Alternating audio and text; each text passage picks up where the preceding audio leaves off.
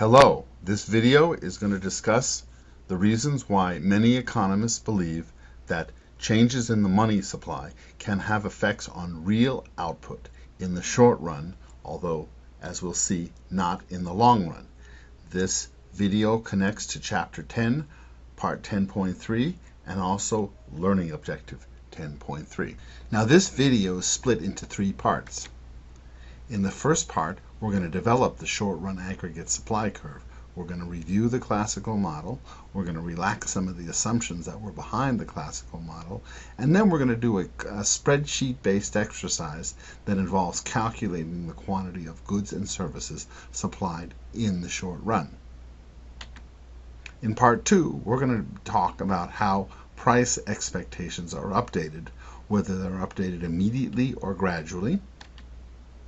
And in part 3, we're going to show how the economy responds to a change in the money supply in the short run and in the long run in the presence of certain nominal rigidities, and we'll be doing this by means of a spreadsheet-based exercise. So let's start with part 1. In previous chapters, we learned about the classical model, which told us that money is neutral. A change in the level of the money supply will only affect the change in the price level. Real output would remain constant, unchanged. There were several assumptions behind the classical model. One of those assumptions was full information. When the money supply changes, everybody knows, and everybody knows by how much. Another assumption was full price flexibility. Market participants are free to change the prices of goods and services, and they do so when they learn about changes in the money supply. So let's think of the cookies and juice model. If the money supply increased by 10% in the cookies and juice model, prices of both cookies and juice would rise immediately by exactly 10%. There would be no change in output. Now we're going to look at that full information aspect a little bit more closely. Based on their observations of the money supply, market participants are going to form expectations of the price level. We're going to use this little equation to summarize that. So P0 is today's price level. The expected price level in the future is PE, and of course when we take PE over P0 minus 1, we get a percentage change. Today's money supply, the initial money supply, is M0, and the future money supply is M. So once again, M over M0 is the increase in the money supply in percentage terms.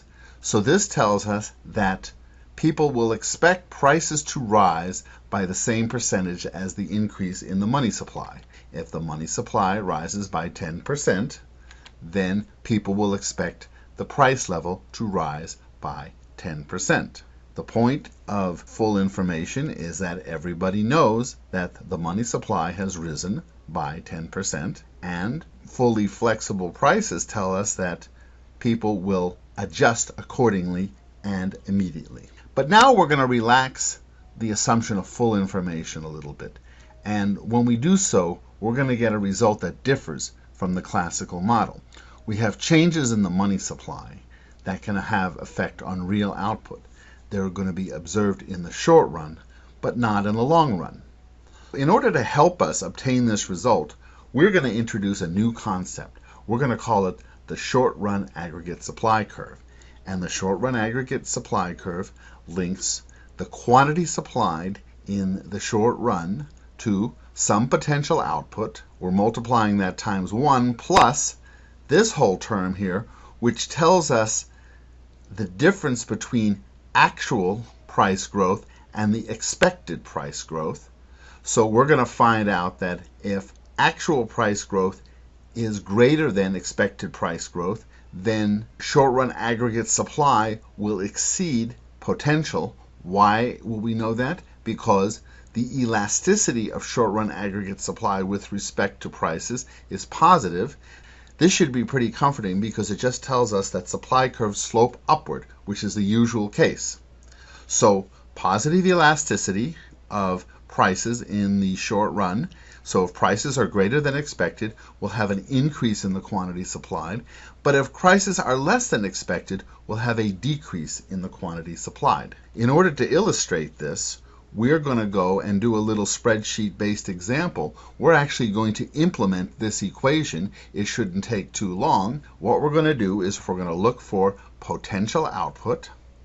So potential output is downstairs, and we're going to multiply it times 1 plus, and here is our elasticity, which we've just assumed to be 1, and we're going to multiply that times, now this is the part where it becomes a little bit tricky, because we're going to have to put in a couple of parens here, and we're going to first look at price growth. So price growth here, that's in this case, that's 100 over 100, which means that there's no price growth.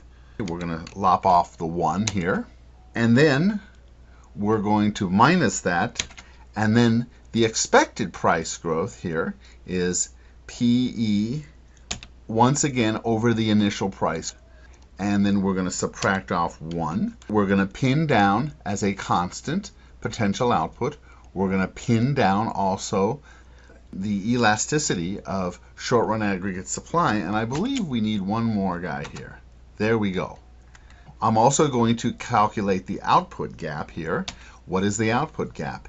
It's the result of my calculation divided by potential output minus 1.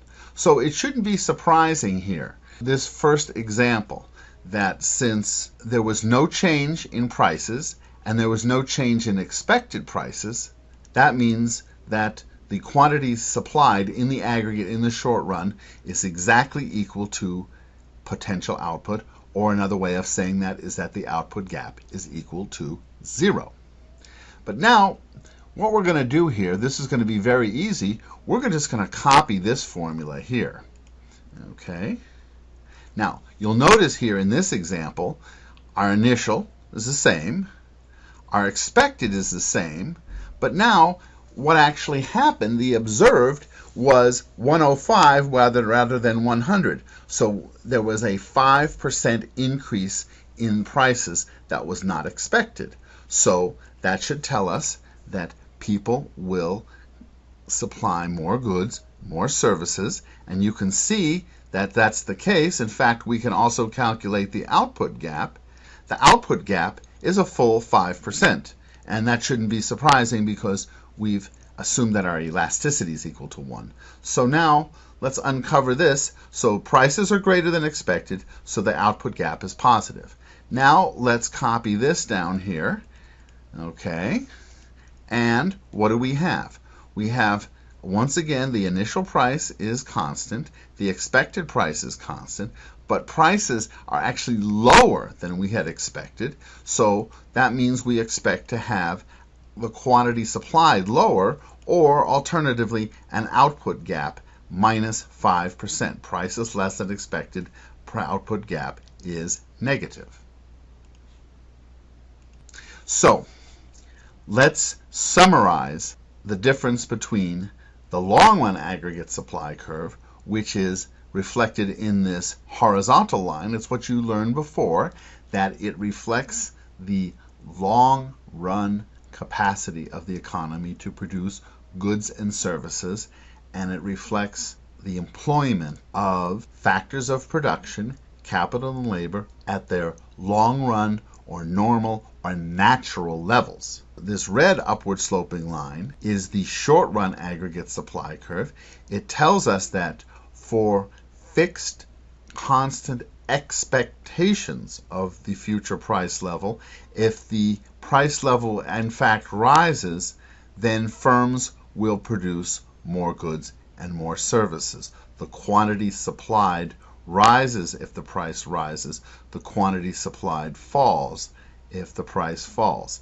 That's why the short-run aggregate supply curve is sloped positively.